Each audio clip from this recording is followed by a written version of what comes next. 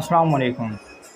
ہم دیکھتے ہیں کہ ہمارے معاشرے میں ہمارے آس پاس کے کچھ لوگ دوست احباب وہ سونگس میوزک سننا اس چیز کو بہت اہمیت دیتے ہیں، بہت زیادہ ترجیح دیتے ہیں، یہاں تک کہ کوئی چھوٹا سا کام کر رہے ہیں یا سفر کر رہے ہیں تو وہ سونگس ضرور سنتے ہیں، حالانکہ انسان سفر کے دوران موت کے زیادہ قریب ہوتا ہے۔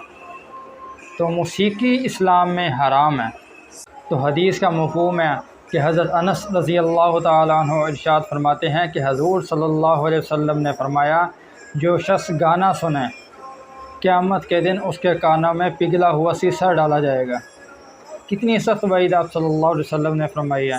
تو اللہ تعالیٰ قرآن مجید میں ارشاد فرما رہے ہیں، سورۃ لقمان آیات نمبر 6 میں اللہ تعالیٰ نے قرآن مجید میں ارشاد فرمایا، وَمِنَ النَّاسِ مَن يَشْتَرِي لَهْوَ الْحَدِيثِ لِيُضِلَّ عَن سَبِيلِ اللَّهِ بِغَيْرِ عِلْمٍ وَيَتَّخِذَهَا هُزُوًا أُولَٰئِكَ لَهُمْ عَذَابٌ مُّهِينٌ۔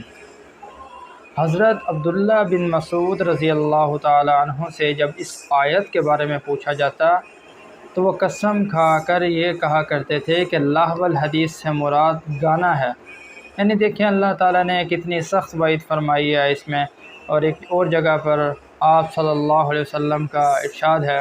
حضرت جابر رضی اللہ تعالی عنہ سے روایت ہے کہ رسول اللہ صلی اللہ علیہ وسلم نے فرمایا کہ گانا دل میں نفاق کو اس طرح پیدا کرتا ہے جیسے پانی کھیتی کو اگاتا ہے۔